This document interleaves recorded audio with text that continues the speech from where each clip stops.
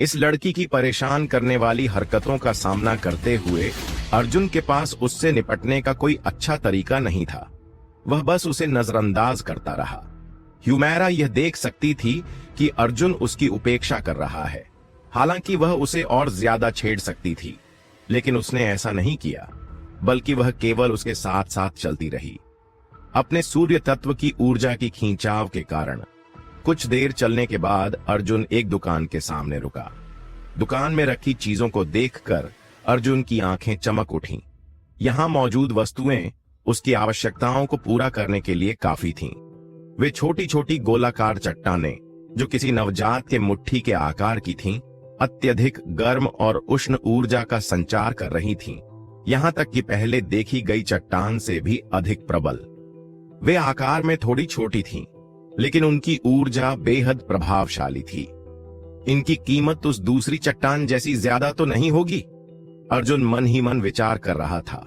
तभी दुकान का मालिक गर्मजोशी से बोला, भाई साहब, क्या सोच रहे हो?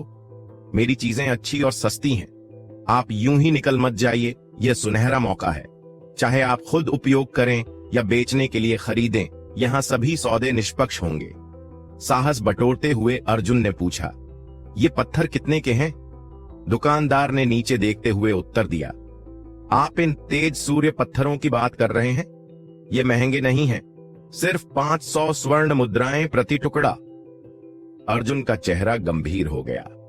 हालांकि उसे पता था कि यह कीमत सही थी, फिर भी उसने सिर हिलाया और कहा, यह थोड़ा महंगा है।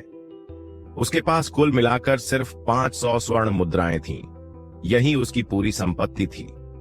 दुकानदार हंसते हुए बोला, भाई साहब, आप मजाक कर रहे हैं। मेरी दुकान में कीमतें स्पष्ट रूप से लिखी हुई हैं। यहां कोई लूटपाट नहीं हो रही।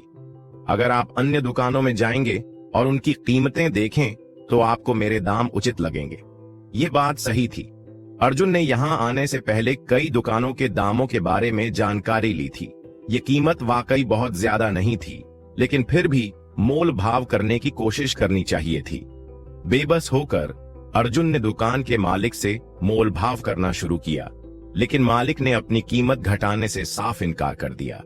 अंततः जब दुकानदार काफी परेशान हो गया तो उसने कहा, भाई साहब, ये सामान मेरे नहीं हैं। मैं केवल इन्हें किसी और के लिए बेच रहा हूं। मैं केवल कीमत बढ़ा सकता हूं, घटा नहीं सकता, वरना मुझे खुद नुकसान उठाना पड़ेगा। कृपया मुझ पर दबाव मत डालिए। किसके लिए बेच रहे हो? अर्जुन ने आश्चर्यचकित होकर पूछा और पीछे खड़ी हुमैरा की ओर देखा। इस इलाके में केवल एक ही गुट प्रभावी था, रक्त संघ। हुमैरा ने मुस्कुराते हुए कहा, हां, यह मेरी ही दुकान है।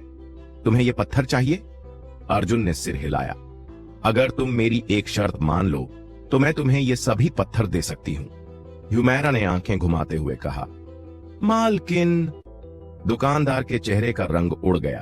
अगर यह सामान उसके हाथ से चला गया तो उसके लिए बड़ी मुसीबत खड़ी हो जाएगी। चिंता मत करो, मैं अपने पिता से बात कर लूंगी, हुमैरा ने उसे आश्वस्त किया। दुकानदार कुछ कहने ही वाला था, लेकिन फिर चुप हो गया। कैसा रहेगा? तुम्हें बस मेरी एक शर्त माननी होगी, हुमैरा ने चमकती हुई मुस्कान के साथ कहा। तुम मर्दों के लिए यह काम बहुत आसान है, इसकी कल्पना भी मत करना। अर्जुन ने तुरंत मना कर दिया।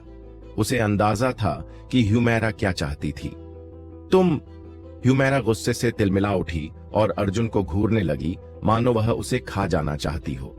असल में हुमैरा की अर्जुन में इतनी दिलचस्पी नहीं थी, लेकिन जिस दिन उसने उसे बहकाने की कोशिश की और असफल रही, तब से वह इसे एक चुनौती के रूप में देखने लगी थी। न केवल उसे निराशा हुई थी, बल्कि उसे थोड़ी बेइज्जती भी महसूस हुई थी। कोई भी पुरुष उसके मोहपाश से बच नहीं सकता। हुमैरा को इस बात का पूरा यकीन था और इसलिए वह चाहती थी कि अर्जुन उसके आगे झुके। जब वह हार मानेगा तब वह उसे छोड़ देगी और मजे से देखेगी कि वह कितना हास्यास्पद लगेगा। अगर हुमैरा किसी पुरुष को चाहती तो उसे बस उंगली हिलानी होती और कई लोग उसके आगे झुक जाते। लेकिन इस बार उसका इरादा कुछ और था। वह सिर्फ अर्जुन की परीक्षा लेना चाहती थी। मैं तुम्हें नहीं छोड़ूंगी, हुमैरा ने मन ही मन ठान लिया। अपने नेत्रों को घुमाते हुए रुद्रानी ने उस दुकानदार से कहा, इसे सस्ते में बेच दो। दुकानदार के चेहरे पर असहायता झलक उठी। यह ठीक नहीं रहेगा। मैंने कहा, इसे सस्ते में बेच दो। रुद्रानी ने अपने दांत भींचते हुए कहा। उसकी मोहक आंखों में एक ठंडी चमक थी। जैसे ही दुकानदार सिर हिलाने वाला था, अर्जुन ने हाथ उठाकर उसे रोका और कहा, कोई जरूरत नहीं, इसे 500 स्वर्ण मुद्राओं पर ही रहने दो। 500 स्वर्ण मुद्राओं में बेचने पर दुकानदार को न लाभ होगा न हानि। यह बाजार की तय कीमत थी। बोलते हुए अर्जुन ने अपनी छोटी पुनर्स्थापन औषधियों की शीशी निकाली और कहा, क्या मैं इन्हें इसके बदले में दे सकता हूं? इस प्रकार के व्यापार में औषधियां भी मुद्रा के रूप में मान्य होती थीं। हां, यह संभव है। दुकानदार ने सिर हिलाया। इस शीशी में कुल 10 गोलियां हैं, जो लगभग 500 स्वर्ण मुद्राओं के बराबर हैं। आप गिन सकते हैं। यह कहकर अर्जुन ने शीशी उसकी ओर उछाल दी और फिर दुकान से एक तेजस पत्थर उठा लिया। जैसे ही उसने पत्थर को अपने हाथ में लिया, उसमें से एक शक्तिशाली तेज ऊर्जा प्रवाहित हुई। अर्जुन ने संतोषपूर्वक महसूस किया कि यह सौदा काफी लाभदायक था। रुद्रानी को अब पछतावा हो रहा था। उसने गुस्से में अपने दांत भींच लिए। अर्जुन का यह व्यवहार साफ दर्शा रहा था कि वह किसी का एहसान नहीं लेना चाहता था, जिससे उसकी सद्भावना व्यर्थ चली गई। दुकानदार ने यह सब गौर से देखा। उसे डर था कि उसकी छोटी मालकिन अर्जुन को लेकर कुछ योजनाएं बना रही थी। हालांकि सौदा निष्पक्ष था, लेकिन उसने देखा कि उसकी मालकिन थोड़ी परेशान थी। कुछ सोचकर दुकानदार ने अपने स्टॉल से एक बीज उठाया और कहा, भाई, अगर आपको कोई आपत्ति न हो तो मैं आपको यह बीज उपहार स्वरूप देना चाहता हूं। यह वैसे भी ज्यादा मूल्य का नहीं है। यह किस प्रकार का बीज है? अर्जुन ने उसे लिया और उसमें से हल्की तेज ऊर्जा महसूस की। हालांकि वह बहुत क्षीण थी। यह त्रिकाल फल का बीज है। हमें यह तब मिला जब हम तेजस पत्थरों की खुदाई कर रहे थे, दुकानदार ने बताया। इस वृक्ष का फल धरातल श्रेणी का निम्न स्तर का आध्यात्मिक फल होता है, लेकिन इसका विकास बहुत लंबा समय लेता है। अर्जुन हल्के से मुस्कुराया, सोचने लगा, एक अकेले बीज का मैं क्या करूंगा? इसे उगाने में कम से कम 10 साल लग जाएंगे। लेकिन यह दुकानदार की सद्भावना थी, इसलिए वह इसे ठुकरा नहीं सकता था।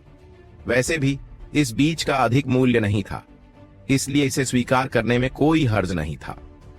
धन्यवाद, कहते हुए अर्जुन उठ खड़ा हुआ और उसने तेजस पत्थर और बीज दोनों को अपने वस्त्रों में रख लिया। अब उसकी एकमात्र पुनर्स्थापन औषधि की शीशी भी समाप्त हो चुकी थी और उसे यहां रुकने की कोई इच्छा नहीं थी। उसने थोड़ी देर और आसपास चक्कर लगाया, लेकिन विशाल सिंह या उसके साथियों का कोई पता नहीं चला। इसलिए वह अकेले ही कृष्णवन से बाहर निकलने लगा। पीछे से रुद्रानी उसके पीछे पीछे चलती रही, जैसे उसकी परछाई हो। हालांकि उसके चेहरे पर हल्की नाराजगी झलक रही थी। मुझे इसे किसी तरह टालना होगा, अर्जुन ने सोचा। अगर यह लड़की उसके साथ अद्वितीय गुरुकुल तक चली गई तो लोग उसे किस नजर से देखेंगे? इस लड़की की प्रतिष्ठा कुछ खास अच्छी नहीं थी। थोड़ा इधर उधर देखकर अर्जुन को एक योजना सूझी। वह धीरे धीरे कृष्णवन के गहरे हिस्से में बढ़ने लगा। चलते चलते वह बार बार पीछे मुड़कर रुद्रानी को एक अजीब सी मुस्कान देकर देखता, मानो कह रहा हो, अगर तुमने मुझे और आगे पीछा किया तो मैं पहले तुम्हारा अपहरण करूंगा। और फिर रुद्रानी ठहाका मारकर हंस पड़ी, लेकिन भीतर से थोड़ी घबराई हुई थी। उसने अर्जुन की शक्ति को पहले ही देख लिया था और जानती थी कि वह उससे कमजोर थी। अगर अर्जुन सच में कोई घिनौनी हरकत करता तो वह क्या कर पाती?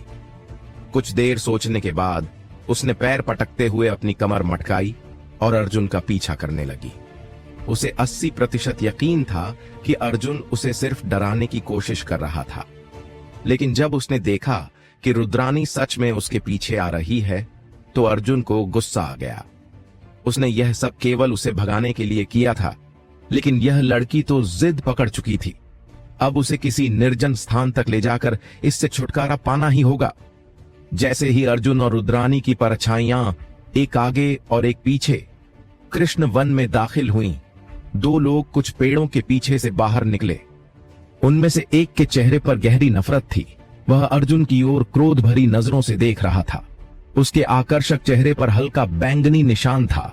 यह साफ दर्शाता था कि पिछले कुछ दिनों में उसे काफी मार पड़ी थी। जबकि दूसरा व्यक्ति, जिसकी आंखों में कपट भरी चमक थी, रुद्रानी की कमर को ललचाई नजरों से घूर रहा था। कनिष्ठ भाई चंद्रकांत, क्या तुम्हें ऐसे लोगों ने हराया? उस युवक के ठंडे और कठोर चेहरे पर व्यंग्य था। हालांकि तुम अभी प्रारंभिक तत्व अवस्था में हो और अपेक्षाकृत कमजोर हो, परंतु तुम इतना कमजोर तो नहीं हो सकते कि उसका सामना न कर सको। वह तो केवल संवर्धित शरीर अवस्था में ही प्रतीत होता है। चंद्रकांत अपनी सफाई देने लगा। मैं उस समय थोड़ा लापरवाह था और वह आदमी बहुत अजीब था। जब मैंने अपनी तलवार चलाई तो उसने अपने हाथ से उसे रोक लिया। तलवार उसके हाथ में घुस गई, लेकिन उसने एक शब्द भी नहीं कहा। उसने न केवल मेरी तलवार रोकी, बल्कि मेरे एक हाथ को भी निष्क्रिय कर दिया। इसीलिए मैं हार गया। ओह, यह दिलचस्प है। अगर हम मुकाबला करें तो कौन ज्यादा भयावह होगा, यह देखना पड़ेगा। चंद्रकांत हंसते हुए बोला, बिल्कुल, वरिष्ठ भाई नरेश निश्चित रूप से अधिक शक्तिशाली हैं। वह अर्जुन क्या तुम्हारी बराबरी करेगा? क्या तुमने उसकी पृष्ठभूमि की पूरी जांच कर ली? नरेश ने सावधानी से पूछा। हम किसी प्रभावशाली व्यक्ति को गलती से नाराज नहीं कर सकते। हाँ, मैंने पूरी जांच की है। यह आदमी अद्वितीय गुरुकुल में सिर्फ एक परीक्षण शिष्य है, जिसकी कोई पृष्ठभूमि नहीं है। अगर उसे मार भी दिया जाए तो कोई परवाह नहीं करेगा। हाँ हाँ, परीक्षण शिष्य? नरेश हंसते हुए बोला, मेरी जानकारी के अनुसार अद्वितीय गुरुकुल में केवल 10 परीक्षण शिष्य हैं। वह उन्हीं में से एक है। हाँ, पहले मुझे लगा था कि वहां लोग आ सकते हैं, इसलिए मैं सावधानी बरत रहा था। लेकिन यह व्यक्ति तो खुद ही कृष्ण वन के गहरे हिस्से में उस औरत के साथ चला गया। अब तो यह काम और आसान हो गया है। नरेश ने एक भद्दी हंसी के साथ कहा, तो कनिष्ठ भाई, तुम्हें अपना प्रतिशोध भी मिल जाएगा और एक और इनाम भी। एक तीर से 2 निशाने लगेंगे। चंद्रकांत भी हंसते हुए बोला, वरिष्ठ भाई, आप ही को बुलाया है, तो अगर कुछ अच्छा हो रहा है तो मैं अकेले उसका आनंद कैसे उठा सकता हूं? पहले आप आनंद लें, फिर मैं अपनी बारी लूंगा। रुद्रानी थोड़ी स्वतंत्र विचारों वाली है, लेकिन वह जवान है और उसका शरीर बेहतरीन होगा। नरेश को जल्दबाजी हो रही थी। उसने कहा, चलो देर मत करो, जल्दी से उनके पास चलते हैं और सही अवसर पर हमला करते हैं। उन दोनों के लिए अर्जुन को मारना कोई कठिन कार्य नहीं था। वे खुले आसमान के नीचे जंगल के बीच अपनी कुटिल योजनाओं को पूरा करने के सपने देख रहे थे। कृष्ण वन के भीतर अर्जुन अभी भी चलते हुए पीछे मुड़कर हल्की हंसी के साथ रुद्रानी को देखता रहा। पहले तो वह थोड़ी डरी हुई थी, लेकिन बार बार अर्जुन की हरकतें देखकर अब वह डर से मुक्त हो गई थी। अब वह अर्जुन के साथ कदम से कदम मिलाकर चल रही थी। उसने अर्जुन की बांह पकड़ ली और अपने नर्म और भरे हुए सीने से उसे छू लिया। अर्जुन एक पल के लिए विचलित हुआ, लेकिन जब उसे इस औरत की प्रवृत्ति याद आई तो उसकी उत्तेजना तुरंत खत्म हो गई। अब क्या नया तमाशा करना चाहती हो? अर्जुन खींचते हुए बोला, बस एक बार मेरा साथ दो, भविष्य में मैं तुम्हें कभी परेशान नहीं करूंगी। चारों ओर कोई इंसान नहीं था, इसीलिए रुद्रानी ने अपनी मंशा को जरा भी नहीं छुपाया। उसने खुलेआम अपनी शर्मनाक बात कह डाली, सपने देखो, क्या मैं सुंदर नहीं हूं? रुद्रानी की मोहक आंखों में एक अजीब सा आकर्षण था। मेरा शरीर अच्छा नहीं है, क्या तुम जरा भी आकर्षित नहीं हुए? लड़की केवल बाहरी सौंदर्य से नहीं जानी जाती, उसका आंतरिक गुण भी मायने रखता है। तुम्हारी बाहरी सुंदरता ठीक है, इसलिए तुम्हें इस पर गर्व हो सकता है, लेकिन तुम्हारी आत्मा देखने लायक नहीं है। अर्जुन ने ठंडे स्वर में कहा। यह शब्द कठोर थे। रुद्रानी ने सिर झुकाकर पूछा, तुम मुझे गंदा समझते हो? हाँ, अर्जुन ने सीधे उत्तर दिया। रुद्रानी के चेहरे की चमक फीकी पड़ गई और उसने तीखे स्वर में कहा, तुम कुछ भी नहीं हो, केवल अद्वितीय गुरुकुल के एक मामूली परीक्षण शिष्य, जबकि मैं रक्त समूह के मुखिया की बेटी हूं। यह तुम्हारी सौभाग्य है कि मैंने तुम्हें पसंद किया और तुम इसे ठुकरा रहे हो। जानते हो कितने लोग मुझ पर मरते हैं? अर्जुन ने शांत स्वर में उत्तर दिया, तो तुम उन्हीं लोगों के पास क्यों नहीं जाती? मुझे क्यों परेशान कर रही हो? रुद्रानी ने गुस्से से कहा, अगर मैं वापस जाकर अपने पिता से कह दूं कि तुमने मेरा अपमान किया, तो भले ही तुम अद्वितीय गुरुकुल के शिष्य हो, तुम कल का सूरज नहीं देख पाओगे। अर्जुन ने ठंडी हंसी के साथ उत्तर दिया, अगर मैंने तुम्हें यहीं मार दिया तो तुम शिकायत करने कैसे जाओगी? रुद्रानी अवाक रह गई। गुस्से में उसने यह भी नहीं सोचा था कि वे कृष्ण वन के गहरे हिस्से में थे। अगर अर्जुन सच में हमला कर देता तो वह जीवित नहीं बचती। यह सोचकर उसका चेहरा डर से सफेद पड़ गया। अर्जुन ने अचानक सतर्क होकर एक दिशा में देखा। बिल्कुल स्वाभाविक रूप से उसने खुद को रुद्रानी के आगे कर लिया और एक बड़े पेड़ की ओर देखते हुए बोला, बाहर आओ। रुद्रानी चौंकी और अगले ही पल उसे एहसास हुआ कि क्या हो रहा है। दो लोग पेड़ के पीछे से निकल कर आए। उनके चेहरे पर कुटिल हंसी थी। उनमें से एक की नजरें अर्जुन पर थीं, जबकि दूसरे की निगाहें पूरी तरह से रुद्रानी पर जमी थीं। चंद्रकांत और नरेश ने अपनी मंशा स्पष्ट कर दी थी, जिससे अर्जुन चौकन्ना हो गया। उसने कभी नहीं सोचा था कि ये दोनों इतने निर्दयी और निर्मम होंगे कि एक साधारण विवाद के चलते उसकी हत्या करना चाहेंगे। जैसे ही अर्जुन सतर्कता से उनकी हरकतों को देख रहा था, रुद्रानी ने उसके कान में धीरे से कहा, अर्जुन, अगर तुम मरना नहीं चाहते तो मेरी बात मानो। आधे महीने पहले नरेश प्रारंभिक तत्व अवस्था के 5वें स्तर तक पहुंच गया था और वह चंद्रकांत से कहीं अधिक शक्तिशाली है। इसके अलावा ये दो हैं और तुम अकेले, तुम इनका मुकाबला नहीं कर सकते। तुम्हारे पास इन्हें रोकने का कोई तरीका है? अर्जुन ने अविश्वास से पूछा। मैं इन्हें नहीं रोक सकती, लेकिन ये मुझे मारने की हिम्मत नहीं करेंगे। अगर तुम मेरी शर्त मान लो तो मैं तुम्हारी जान बचा सकती हूं। रुद्रानी की प्रतिष्ठा और स्थिति जग जाहिर थी। अगर वह अर्जुन की सुरक्षा की घोषणा कर देती तो चंद्रकांत और नरेश उसे अनदेखा नहीं कर सकते थे। अधिक से अधिक वे अर्जुन को मारने के बजाय केवल पीट कर अपनी नाराजगी निकालते। कोई जरूरत नहीं। अर्जुन ने धीरे से सिर हिलाया। तुम इतने जिद्दी हो कि मरना पसंद करोगे? रुद्रानी ने अर्जुन को ऐसे देखा जैसे वह पागल हो। उसकी आंखों में अविश्वास था। मुझे क्षमा करना, लेकिन मैं थोड़ा सनकी हूं। और फिर कौन मरेगा और कौन बचेगा, यह तो लड़ाई के बाद ही तय होगा। अर्जुन ने पूरी शांति के साथ जवाब दिया। इस उत्तर को सुनकर रुद्रानी के चेहरे के भाव बदल गए। कुछ देर बाद उसने ठंडी हंसी के साथ दांत भींचते हुए कहा, अब जब तुमने यह राह चुनी है तो इसे अंत तक निभाना। यह कहकर वह 10 कदम पीछे हट गई और अपने हाथ बांधकर खड़ी हो गई। चंद्रकांत जोर से हंसा। बड़ी बहन रुद्रानी वाकई बहुत समझदार हैं। मुझे पहले से ही पता था कि वह हमें किसी प्रकार की बाधा नहीं पहुंचाएगी। रुद्रानी के चेहरे पर एक अजीब सी मुस्कान थी, लेकिन कोई नहीं जानता था कि वह मन ही मन क्या सोच रही थी। नरेश ने अर्जुन को ऊपर से नीचे तक देखा और अपनी उंगलियां चटकाईं। उसने हंसते हुए कहा, तुम्हारा नाम अर्जुन है ना? जब तुम परलोक पहुंचो तो मुझसे शिकायत मत करना, बल्कि अपने कर्मों को दोष देना। तुमने गलत व्यक्ति से टकराव कर लिया। तुम खुद इसे समाप्त करना चाहते हो या मैं तुम्हारी सहायता करूं? यह सुनकर अर्जुन हल्के से मुस्कुराया। अगर तुम्हें मेरी जान चाहिए तो खुद आकर ले लो। यह कहते हुए उसने तेजस तप साधना को सक्रिय करना शुरू कर दिया। जैसे ही उसने इसे सक्रिय किया, अर्जुन ने अपनी छाती में तीव्र उष्णता महसूस की, जैसे उसकी नसों में आग बह रही हो। उसके शरीर के विभिन्न अकुपंक्चर बिंदुओं से उष्ण ऊर्जा खींचने लगी, जो तेजस ऊर्जा से भरी हुई थी। क्षण भर में ही अर्जुन की नसें तपने लगीं, उसकी छाती से धुआं उठने लगा और त्वचा काली पड़ने लगी।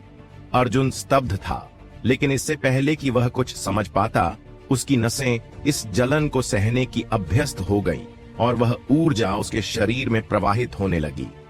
पल भर में उसके मेरिडियन तेजस ऊर्जा से पूरी तरह भर गए। उसके भीतर तेजस रस की एक बूंद उसके नाभि चक्र में संघनित हो गई। कुछ ही क्षणों बाद दूसरी बूंद भी बन गई। सिर्फ 3 सांसों के भीतर 2 तेजस रस की बूंदें उत्पन्न हो चुकी थीं, लेकिन जैसे ही तीसरी बूंद बनने लगी, वह अचानक गायब हो गई। तभी वह तीव्र तेजस ऊर्जा का प्रवाह रुक गया। तेजस पत्थर। अर्जुन को तुरंत याद आया कि उसने जो तेजस पत्थर खरीदा था उसमें तेजस ऊर्जा प्रचुर मात्रा में थी, लेकिन जब उसने पत्थर को बाहर निकाला तो देखा कि उसमें अब कुछ भी शेष नहीं था। वह पूरी तरह से उसकी साधना में समाहित हो चुका था, लेकिन उसे केवल 2 तेजस रस की बूंदें मिली और वह तीसरी बूंद अचानक क्यों गायब हो गई, ये समझना अभी बाकी था। अब तक उसके नाभिचक्र में कुल 2 तेजस रस की बूंदें थीं। यह अवशोषण दर, क्या यह कुछ ज्यादा ही तेज नहीं है? यह तो जबरदस्ती ऊर्जा ठूंसने जैसा था। अर्जुन को प्रतिक्रिया देने का भी समय नहीं मिल रहा था। अर्जुन के इस परिवर्तन को चंद्रकांत और नरेश दोनों ने देखा।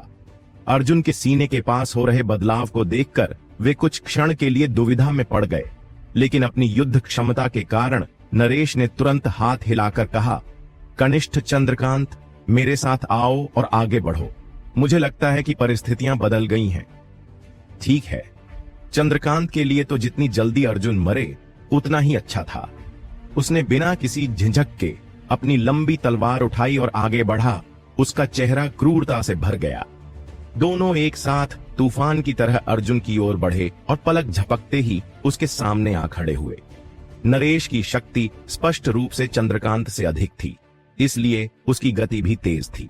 उसने अपने हाथ में विश्व ऊर्जा समेटते हुए एक जोरदार मुक्का अर्जुन के चेहरे पर मारने के लिए बढ़ाया।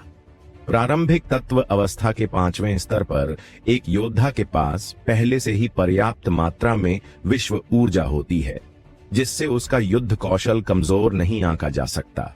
नरेश के मुक्के से हल्की सीटी जैसी आवाज आई, जिससे यह स्पष्ट हो गया कि वह किसी विशेष युद्ध तकनीक का उपयोग कर रहा था। लेकिन अर्जुन ने बचने की बजाय खुद भी मुक्का मारा। धम! टकराव की आवाज गूंजी। अर्जुन की कलाई में जोर का कंपन हुआ और उसका मुक्का मानो सैकड़ों तलवारों से कट गया हो। पल भर में ही उसकी त्वचा पर कई कट बन गए, जिससे उसे कुछ कदम पीछे हटना पड़ा। लेकिन नरेश भी अजीब सी चीख निकालते हुए पीछे हटा। उसने महसूस किया कि उसने मानो जलते हुए लोहे पर प्रहार कर दिया हो। उसकी त्वचा जलने लगी थी और उसने दर्द से कराहते हुए कहा, इतनी गर्म विश्व ऊर्जा! एक प्रारंभिक तत्व अवस्था 5वें स्तर के योद्धा का हमला संवर्धित शरीर अवस्था के योद्धा से न रोका जा सके। यह निश्चित रूप से अजीब था। जब दोनों के मुक्के टकराए तो दोनों ही कुछ कदम पीछे हट गए। अपनी तलवार संभालते हुए चंद्रकांत ने फिर से हमला किया। बदले की आग में जलते हुए उसने अर्जुन की ओर अपनी तलवार झोंक दी। नरेश के हमले का अनुभव लेने के बाद अर्जुन का पूरा रक्त प्रवाहित हो रहा था और उसकी हड्डियों से गर्म ऊर्जा निकलने लगी थी। यह मानो असीम शक्ति का भंडार हो। उसकी आंखें धीरे धीरे लाल होने लगीं और उसका शांत चेहरा अब क्रूर और हिंसक हो उठा। चंद्रकांत की तलवार की ओर देखते हुए अर्जुन ने एक हाथ से उसे पकड़ने का प्रयास किया। चंद्रकांत ने व्यंग्य से हंसते हुए कहा, मैं पहले ही सीख चुका हूं। क्या तुम्हें सच में लगता है कि मैं वही गलती दोबारा करूंगा? यह कहते हुए उसने तलवार का कोण बदला और अर्जुन की उंगलियां काटने के लिए वार किया। लेकिन अर्जुन भी सतर्क था। जैसे ही उसने तलवार की दिशा बदलते देखी, उसने पकड़ने की मुद्रा बदल दी। छप! लंबी तलवार ने अर्जुन की एक उंगली को थोड़ा काट दिया, जिससे चंद्रकांत को अपार खुशी हुई। रुद्राणी ने मुंह पर हाथ रखते हुए यह दृश्य देखा। वह थोड़ी विचलित हुई, लेकिन अर्जुन की उसके प्रति बेरुखी को याद करके उसने सोचा कि उसे टुकड़े टुकड़े कर दिया जाना चाहिए। यह कैसे संभव है? चंद्रकांत चीख पड़ा, क्योंकि उसने देखा कि उसने वास्तव में अर्जुन की उंगलियां नहीं काटी। उसकी तलवार भले ही कोई दिव्य हथियार न हो, लेकिन फिर भी वह अत्यधिक तेज थी। संवर्धित शरीर अवस्था के योद्धा की इतनी मजबूत शारीरिक क्षमता कैसे हो सकती है? यहाँ तक कि कोई प्रारंभिक तत्व अवस्था का योद्धा भी इस वार से बच नहीं सकता था। अर्जुन ने क्रूर हंसी हंसते हुए अपने चमकते सफेद दांत दिखाए और अपनी रक्त रंजित आंखों से चंद्रकांत की ओर देखा। अब चंद्रकांत घबराने लगा था। वह तेजी से पीछे हटा और जोर से चिल्लाया, वरिष्ठ नरेश, मेरी सहायता करो। लेकिन उसके शब्द पूरे होते इससे पहले ही अर्जुन आगे बढ़ा और उसके नाभि चक्र में संचित तेजस रस की एक बूंद उसकी उंगलियों तक पहुंच गई। अर्जुन ने उंगली आगे बढ़ाई और सीधे चंद्रकांत के माथे के मध्य प्रहार किया। चंद्रकांत की आंखें चौड़ी हो गईं और उसने अंतिम सांस ली। वह जमीन पर गिर पड़ा।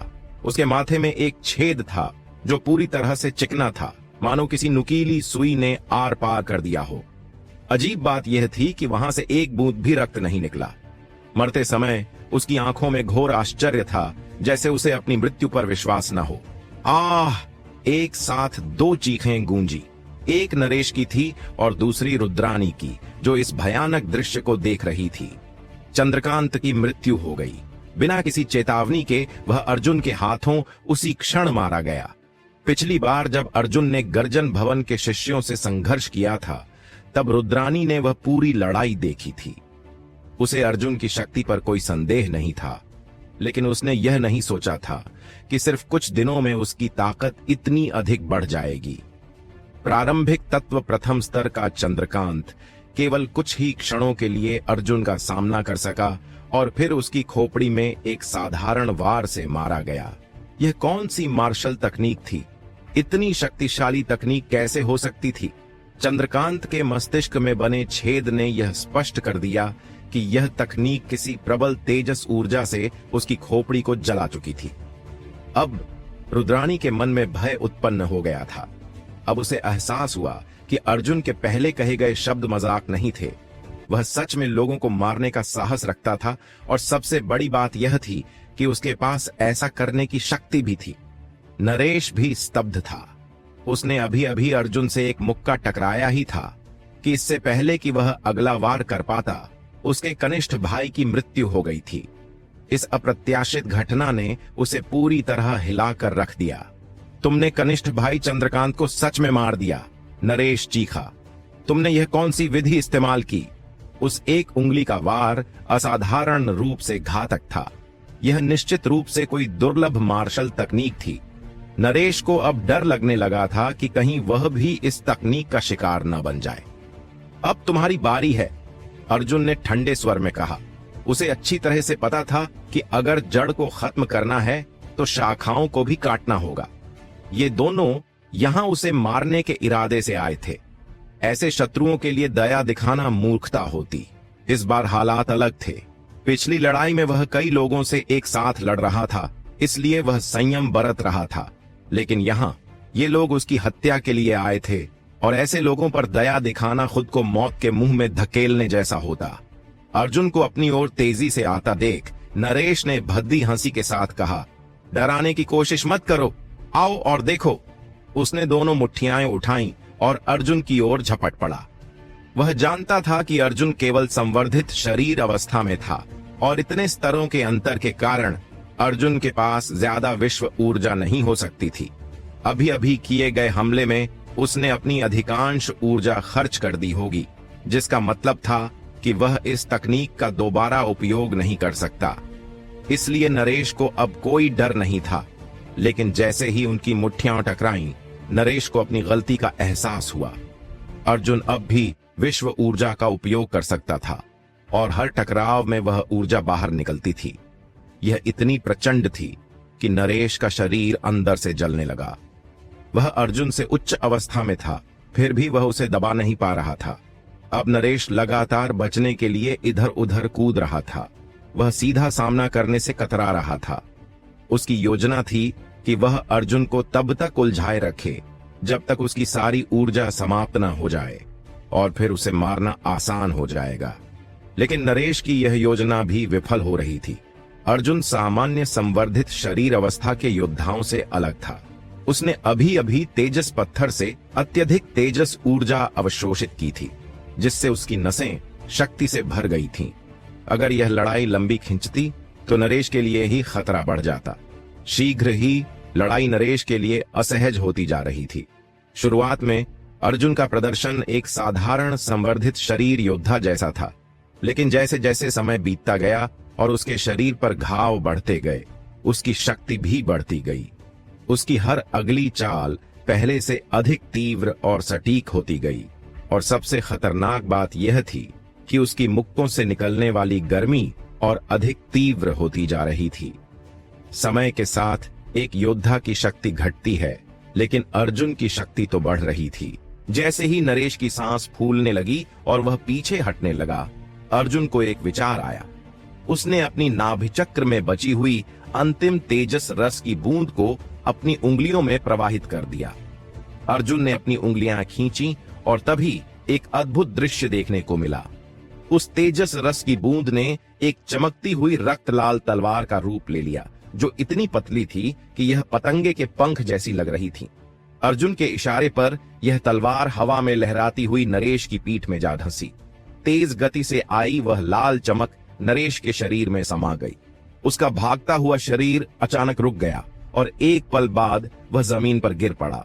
वन की निस्तब्धता को एक पक्षी के स्वर ने भंग किया। दूसरी ओर अर्जुन की सांसें तेज हो रही थीं। उसका पूरा शरीर बुरी तरह थका हुआ था। रुद्रानी का पूरा शरीर कांप रहा था। उसका मन ठंडा पड़ चुका था। उसने सोचा था कि अर्जुन अंततः हार जाएगा और उससे सहायता मांगेगा, जिससे वह अपनी मंशा पूरी कर सकेगी। लेकिन उसकी कल्पना के विपरीत जिन दो योद्धाओं ने अर्जुन की हत्या की योजना बनाई थी, वे स्वयं मारे जा चुके थे। इन दोनों की शक्ति प्रारंभिक तत्व अवस्था में थी। एक प्रथम स्तर का था और दूसरा 5वें स्तर का। फिर भी वे एक संवर्धित शरीर अवस्था के शिष्य के हाथों मारे गए। यह सब अविश्वसनीय था। अचानक रुद्रानी की आंखें भय से फैल गईं। उसने देखा कि अर्जुन उसकी ओर मुड़ा और उसकी आंखों में वही खतरनाक चमक थी। रुद्रानी अवचेतन रूप से पीछे हट गई। अगर हिली तो मर जाओगी, अर्जुन की ठंडी आवाज गूंजी। मैं नहीं हिलूंगी। रुद्रानी की आवाज में घबराहट थी। अब वह पूरी तरह डरी हुई थी। रुद्रानी अब और कुछ कहने की हिम्मत नहीं कर रही थी। ज्यादा बोलने से नुकसान हो सकता था और उसे अर्जुन को नाराज करने का डर था। यहां आओ, अर्जुन ने अचानक उसे इशारा किया। रुद्रानी हल्के से कांप गई। उसकी आंखों में आंसू छलकने को थे। उसने अपने होंठ कसकर दबा लिए और मन ही मन अर्जुन से दया की भीख मांगने लगी, लेकिन उसने एक कदम भी आगे बढ़ाने की हिम्मत नहीं की। डर किस बात का?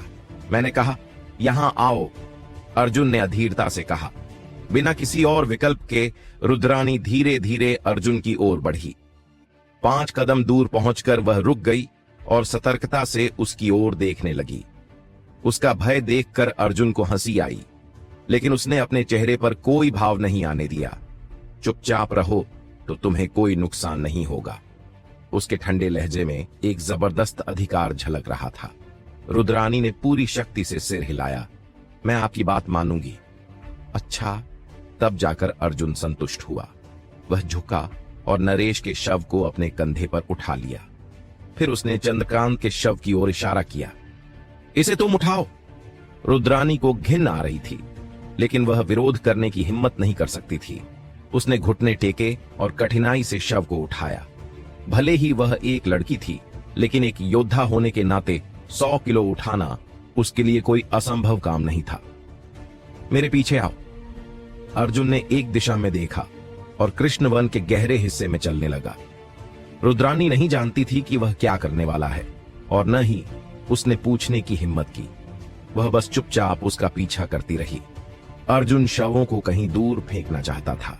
यह जगह वैसे ही सुनसान थी, लेकिन कौन जानता था कि कोई दुस्साहसी प्रेमी यहां मिलने आ सकता था। चंद्रकांत और नरेश की मृत्यु का कारण असाधारण था। दोनों को अत्यधिक गर्म ऊर्जा ने भेद कर मार डाला था। अगर गर्जन भवन के लोग उनके शवों की जांच करते तो यह सुराग अर्जुन तक पहुंच सकता था। इसीलिए उसे शवों को इतनी दूर फेंकना था कि वे कभी न मिले। दोनों आगे पीछे चलते रहे। कई बार रुद्रानी के मन में सवाल उठे, लेकिन उसने चुप रहना ही उचित समझा। थोड़ी देर बाद उनके सामने एक झील प्रकट हुई। अर्जुन की आंखों में चमक आ गई। यहीं ठीक रहेगा। अर्जुन ने रुद्रानी को शव नीचे रखने का संकेत दिया और स्वयं कुछ बड़े पत्थर ढूंढने चला गया। वापस आकर उसने वे पत्थर चंद्रकांत और नरेश के शवों से बांध दिए, फिर उन्हें झील में फेंक दिया। अपने हाथ झाड़ते हुए अर्जुन बुदबुदाया, अब तुम मेरी साझेदार हो। तुम्हें समझ आ गया ना कि क्या करना है। रुद्रानी को यह सुनकर आश्चर्य नहीं हुआ। उसने तुरंत सिर हिलाया। मुझे समझ आ गया। यह सुनकर उसके दिल को थोड़ी राहत मिली। अर्जुन की इन बातों का मतलब था कि वह उसे मारने का इरादा नहीं रखता था। उसकी जान अब सुरक्षित थी। चतुर लड़कियों को हमेशा पसंद किया जाता है। अर्जुन हल्के से हंसा। अब जब उसने सोच लिया था तो उसे खुद भी समझ नहीं आ रहा था कि वह रुद्रानी के साथ क्या करे। अगर वह उसे मारता नहीं तो वह हमेशा एक खतरा बनी रहेगी, लेकिन उसे मारना भी उचित नहीं था क्योंकि उसने खुद कोई नुकसान नहीं पहुंचाया था। उसने बस सब कुछ देखा था। काफी देर सोचने के बाद अर्जुन ने निर्णय लिया कि चंद्रकांत और नरेश ही इस पूरी घटना के जिम्मेदार थे। अगर रुद्रानी यह खबर भी फैला देती तो भी उसे कोई डर नहीं था। रुद्रानी ने कुछ हिम्मत जुटाकर पूछा, तुमने पहले भी कई लोगों को मारा है? अर्जुन ने सिर हिलाया। यह पहली बार था, लेकिन तुम्हारे वार बहुत अनुभवी लग रहे थे। जब तुमने उन्हें मारा तब तुम्हारे चेहरे पर जरा भी भाव नहीं आए। यह पहली बार जैसा नहीं लग रहा था। अर्जुन ने अपने माथे पर शिकन डाली। यह सही था, यह उसका पहला कत्ल था, लेकिन वह न तो घबराया न ही विचलित हुआ। जब लड़ाई चल रही थी तब उसका दिमाग केवल उन्हें मारने में लगा था। अब सोचने पर यह अजीब लग रहा था। तुम्हें जो सोचना है सोचो। अर्जुन ने आगे कुछ भी समझाने से इनकार कर दिया। झील के चारों ओर घूमते हुए अर्जुन एक सुरक्षित स्थान पर पहुंचा और झील में कूद गया। इस लड़ाई में उसे कई चोटें आई थीं और वह खुद को साफ करना चाहता था। रुद्रानी किनारे पर खड़ी रही। कुछ देर बाद उसने भी नहाने का सोचा। अगर पहले की बात होती तो वह जरूर अर्जुन को उकसाने की कोशिश करती, लेकिन अब उसे ऐसा करने की हिम्मत नहीं थी। जब अर्जुन झील से बाहर निकला तब रुद्रानी ने कहा, थोड़ा इंतजार करो, मैं भी नहाना चाहती हूं। शव को उठाने के कारण वह असहज महसूस कर रही थी। ठीक है, अर्जुन ने सहमति दी और एक पत्थर पर बैठकर अपने कपड़े सुखाने लगा। रुद्रानी झील में कूद गई और पानी में मछली की तरह तैरने लगी। कई बार उसने अर्जुन की ओर देखा, लेकिन उसने उस पर ध्यान तक नहीं दिया। यह देखकर उसे थोड़ा धक्का लगा। क्या वह सच में मेरी ओर आकर्षित नहीं होता? आधे घंटे बाद जब उसके कपड़े गीले शरीर से चिपक गए तो वह झील से बाहर निकली और अर्जुन के पास आकर बैठ गई। अर्जुन ने उसे ऊपर से नीचे तक देखा और हल्के से सिर हिलाते हुए कहा, अच्छा शरीर है।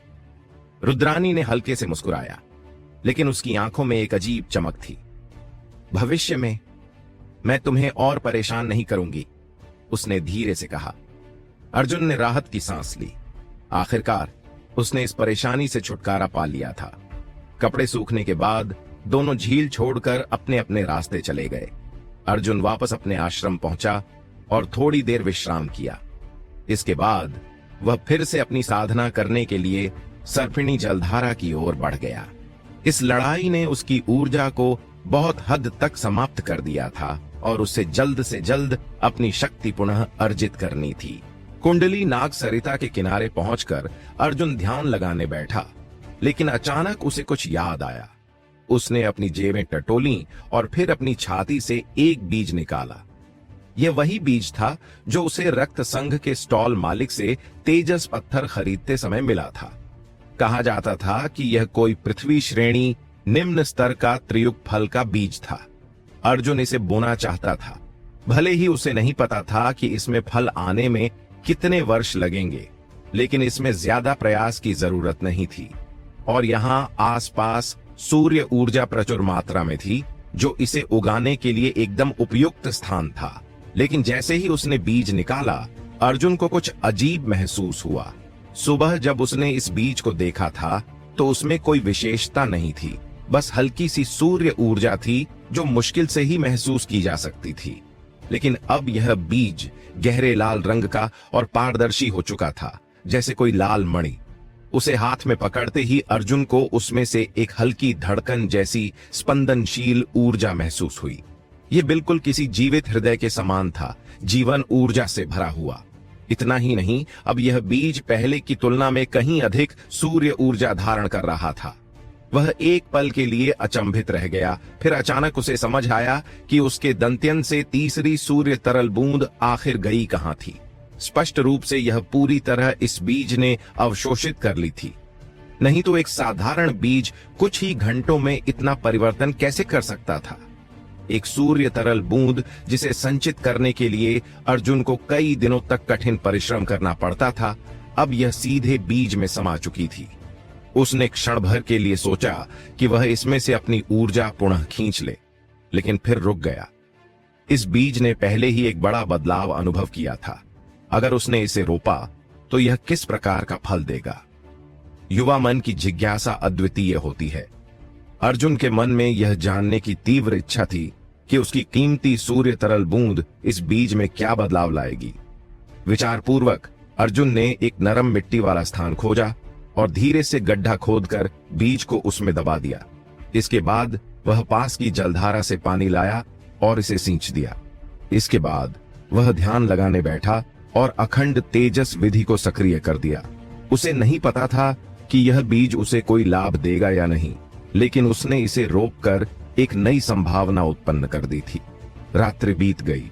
पूरी रात ध्यान करने के बाद अर्जुन ने स्पष्ट रूप से अनुभव किया कि उसकी ऊर्जा को अवशोषित करने की गति और भी तेज हो गई थी। निरंतर साधना के कारण उसकी सूर्य ऊर्जा फिर से संचित हो गई थी। उसके अनुमान के अनुसार 2 से 3 दिनों में वह अपनी अगली सूर्य तरल बूंद संचित कर सकता था। पहले की तुलना में अब उसकी साधना कहीं अधिक प्रभावी हो गई थी। दूसरे दिन की सुबह अर्जुन ने आधे घंटे तक तपस्वी शरीर तकनीक का अभ्यास किया। वह कभी भी इस अभ्यास को छोड़ता नहीं था। यह उसके दैनिक कार्यों में शामिल था। झाड़ू लगाना, तपस्वी शरीर की साधना करना और कभी कभी किसी कनिष्ठ शिष्य को हराकर कुछ योगदान अंक अर्जित कर लेना। बाकी समय वह पूरी तरह से अपनी साधना में ही डूबा रहता था। आधे घंटे के बाद अर्जुन अपने काम से निपटकर संयोगवश उसी स्थान पर जा पहुंचा जहां उसने पिछले दिन त्रियुग फल का बीज रोपा था। लेकिन वहां का दृश्य देखकर वह हक्का बक्का रह गया। मिट्टी के उस छोटे से भाग पर अब 1-1 फुट लंबा पौधा उग चुका था। यह पौधा पतला था, लेकिन उसकी पत्तियां गहरे और चमकीले रंग की थीं और तना एक महीन लाल नसों से भरा हुआ था। हालांकि यह पौधा अभी भी छोटा था, लेकिन उसमें एक अद्भुत जीवन ऊर्जा थी। यह धरती की पकड़ से मुक्त होकर तेजी से बढ़ने का प्रयास कर रहा था। यह कैसे संभव है? अर्जुन को अपनी सोच पर संदेह हुआ। सिर्फ 1 रात बीती थी और त्रियुग फल का पौधा इतना बड़ा हो गया था। क्षण भर के लिए उसे लगा कि शायद उसने समय का सही अनुमान नहीं लगाया। शायद कई दिन बीत चुके थे। लेकिन जब उसने अपने शरीर में मौजूद सूर्य ऊर्जा की जांच की तो उसे महसूस हुआ कि उसमें कोई बड़ा परिवर्तन नहीं हुआ था, जिससे यह साफ था कि केवल 1 रात ही बीती थी। क्या यह सब सूर्य तरल बूंद के कारण हुआ था? यह पूरी तरह संभव था। अर्जुन ने पढ़ा था कि सूर्य तरल बूंद के उपयोग कई थे और यह केवल युद्ध में ही नहीं बल्कि अन्य कार्यों में भी बहुत प्रभावी थी। अगर यह सच था कि सूर्य तरल बूंद ने बीज का रूपांतरण कर दिया था तो इस दृश्य की व्याख्या स्पष्ट थी। अगर एक ही रात में पौधा 1 फुट तक बढ़ सकता है तो कुछ और दिनों में क्या यह फल भी देगा? यह विचार आते ही अर्जुन का उत्साह बढ़ गया। त्रियुग फल एक पृथ्वी श्रेणी निम्न स्तर का आध्यात्मिक फल था जो उसकी अखंड तेजस विधि की साधना के लिए अमूल्य था। एक त्रियुग फल कई दिनों की कठिन साधना के बराबर ऊर्जा प्रदान कर सकता था। जब अर्जुन ने इस बारे में सोचा तो उसे लगा कि यह उसका अब तक का सबसे अनमोल निवेश था। अब उसे केवल इंतजार करना था और देखना था कि यह वृक्ष कितने दिनों में पुष्पित होगा। यह स्थान कुंडली नाग सरिता के समीप था, जहां आमतौर पर कोई नहीं आता जाता था। अर्जुन कई दिनों से यहां साधना कर रहा था और गुरुकुल के 11वें वयोवृद्ध के अलावा उसने किसी और को यहां नहीं देखा था। इसी कारण उसे इस बात की चिंता नहीं थी कि यह फल का पौधा किसी और की नजरों में आ जाएगा।